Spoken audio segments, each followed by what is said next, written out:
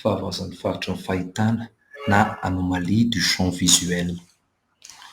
Ny ivelan'ny antsasak'atido antsoina hoe hémisphère dia mitsinjara ho lobe frontal, temporal sy pariétal ary occipital. Ny occipital izay any aoriana dia mibaiko ny fijery ka mitondra ny atao hoe cortex visuel izay mitsinjara maro ka isan'ny cortex visuel primaire na V1 izay antsoina hoe cortex strié. Ny scissure calcarine dia tsipika manasaraka ny lobe occipital mitondra io cortex visuel primaire io. Mizara telo ny fonon'ny maso aty aoriana.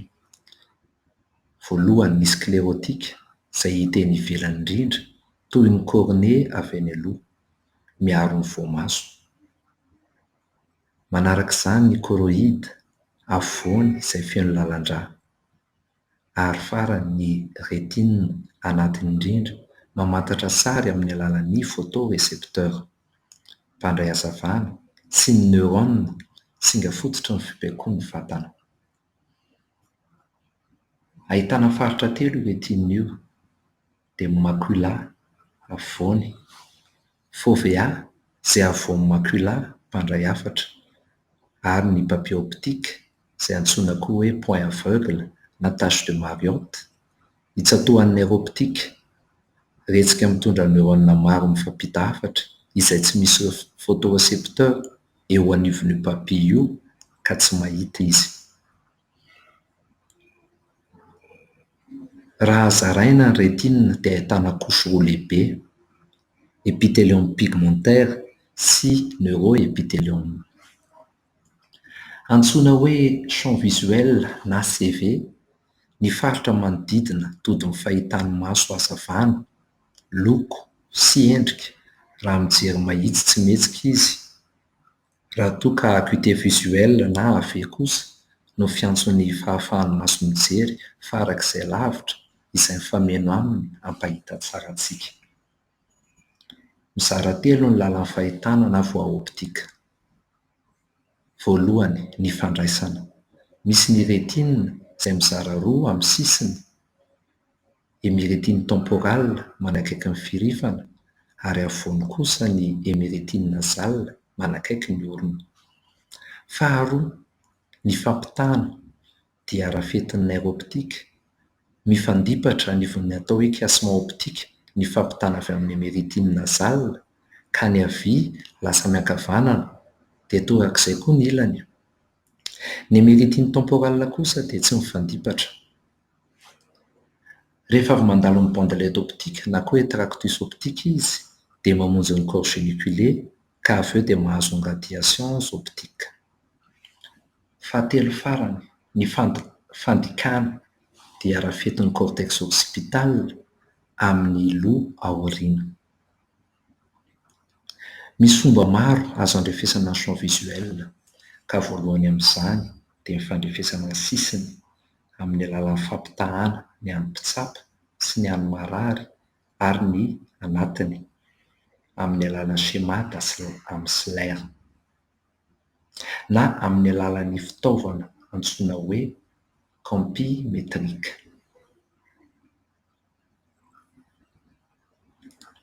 Manarak'izany ny atao hoe périmétrie izay misy mihetsika na cinétique amin'ny alalan'ny appareil de Goldman manome ny atao hoe isoptère sy mijery ny tache aveugle.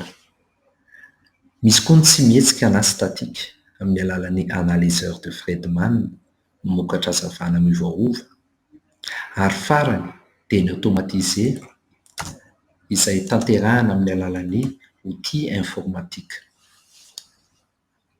Raha jerentsika ary ny olona champ visuel dia mety hahavoana isoptère ka hiteraka amputation na encoche misy eo amin'ny alalan'ny fahatakonany antsasaky ny hita amin'ny voamaso na koa hoe hémianopsie.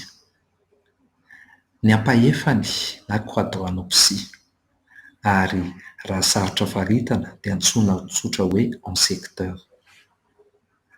Antsoina kosa hoe scotome ny fahatakonana mamaritra teboka na sary izay lazaina ho positif raha tsapany marary ary negatif raha tsy tsapany.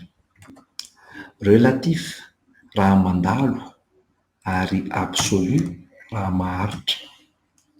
Localisé ka oharina amin'ny afovoany na ny tâche aveugle ka mety ho central, paracentral, péricentral, périsécal na koa seco-central. Systématisé ka miendrika lava izay lazaina hoe fasciculaire, boribory ka antsoina hoe annulaire. Mety amin'ny myanopsie, mety amin'ny hémianopsie koa na quadranopsie. Anatin'ny olana isoptera ihany dia mety ho miatery afovoany ny fahitana ka antsoina hoe rétrécissement concentrique. Ankoatran'ny olana isoptera dia misy koa ny olana mifandraika amin'ny tâche aveugle izay mety mibiloka na mihitatra.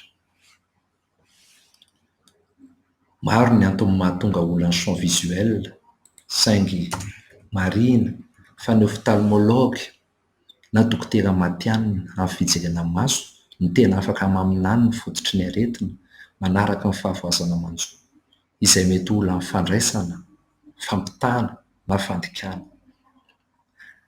Amin'ny ankapobeny dia azo tsinjaraina izy ireo araka ny karazan'ny fahavoazana champ visuel izay mety ho fahaterena afovoany, vokatry ny hystérie karazana retin-tsaina, amétropie na olana amin'ny fanamarinana sary, ary olana épithéliome pigmentaire na rétinite pigmentaire. Raha systématisé kosa izy dia mety ho fasciculaire alohan'ny kiasma optique amin'ny fahavoazana. Hémianopsie hétéronyme raha miara-voa ny rétine nasale na temporale vokatry ny fahavoazan'ny kiasma optique. Hémianopsie homonyme raha miara-voa ny rétine havia na havanana noho ny fahavoazana ao aorian'ny kiasma optique. Ary quadranopsie raha tsy systématisé izy dia mety ho vokatry ny infection amin'ny choroïde sy rétine izay antsoina hoe choriorétinite, ny fahavoazan'ny nerf optique na neuropathie optique ary ny fahatsetsehana artère mamatsy ny rétine. Ny scotome kosa dia mety ho vokatry ny fiendahan'ny rétine na décollement de la rétine, avoizina amin'ny hoe DR.